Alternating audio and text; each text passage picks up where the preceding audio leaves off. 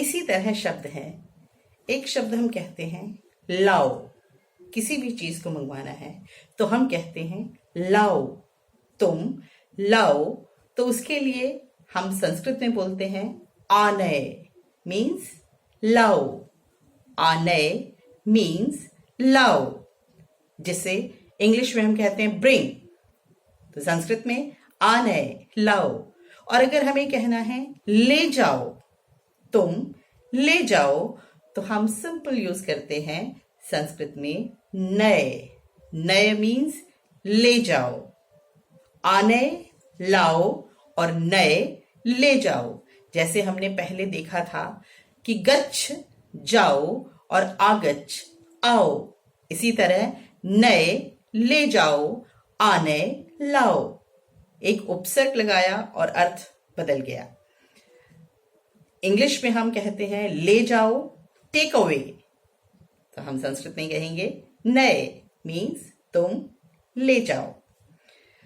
यदि हमें कहना हो पूछो, कहते हैं हम कई बार पूछो, आस्क, तो संस्कृत में हम कहेंगे पृच्छ। मिलता जुलता शब्द है, साउंड एक सी है। पूछो, पृच्छ मीन्स तुम पूछो, है ना, बहुत आसान।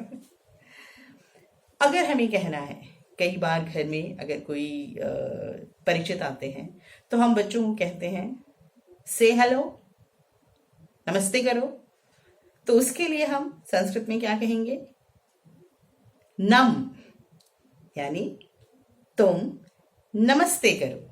और अगर हमें कहना है प्रणाम करो तो थोड़ा सा चेंज करेंगे हम, मिलता जुलता वर्ड, प्रणम।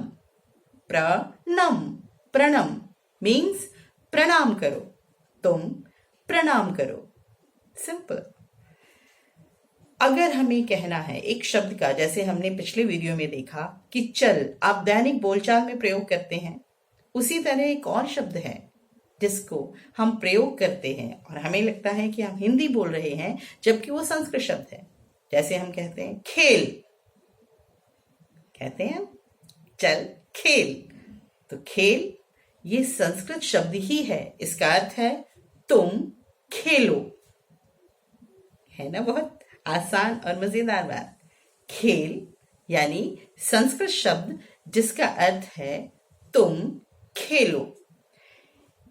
ये सारे के सारे शब्द हमने देखे, बहुत सारे वर्ब्स हैं। ये जो भी मैंने शब्द आपको बताए, ये बहुत साधारण तौर पर डेली रूटीन लाइफ में यूज होते हैं, हम प्रयोग करते हैं और हम इन्हें धीरे धीरे रिप्लेस कर सकते हैं। जरूरत इस बात की है कि हम अपने मन से उस हिचकिचाहट को मिटाएं जो हमें लगता है कि कौन समझेगा या हम कैसे बोलें, तो ये धीरे धीरे दूर करनी है और धीरे धीरे गर्व के साथ कि हम संस्कृत भाषा सीख रहे हैं, जो बहुत आसान है और हमारे लिए गर्व करने का विषय भी।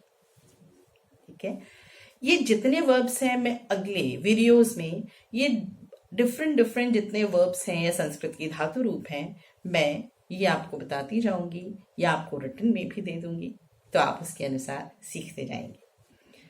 अब इतना सीखने के बाद आपको लग रहा होगा कि ये तो बहुत आसान है, ये तो बहुत सिंपल है, लेकिन कई बार रूटीन में हमें कुछ शब्द आगे जोड़ने पड़ते हैं। जैसे अगर मुझे कहना हो तुम खाकर खेलो, तुम खाकर खेलो, तो ये संस्कृत ट्रांसलेशन करना तो बहुत मुश्किल होगा। तुम खाकर खेलो, तुम खेलो तो हमने कर लिया खेल, अभी खाकर शब्द क्या है, इसे कैसे बनाएंगे? तो इसके लिए भी कुछ सिंपल ट्रिक्स हैं। मैंने जैसे कहा कि अभी आपको वो शब्द कुछ सीखने हैं, धीरे धीरे जब वो रूटीन में यूज करेंगे, आप प्रयोग करेंगे, तो उनको प्रयोग करना, उन्हें बनाना भी सीख जाएंगे। जैसे अगर हम इसी वाक्य को लें, खाकर खेलो, तो हमें कहना है, खेल शब्द तो वही रहेगा, हम सिर्फ उसके आगे लगाएंगे खादित्वा खेल। खाद धातु आपने पीछे देखी, खाने के लिए है, उसमें हम एक प्रत्यय जोड़ देंगे त्वा, खादित्वा खेल, खाकर खेलो। अगर मैं कहूं पढ़कर खेलो, तुम पढ़कर खेलो, तो मैं कहूंगी पठित्वा खेल, पढ़कर खेलो। सिंपल है ना, आसान। पठित्वा खेल, पढ़कर खेलो।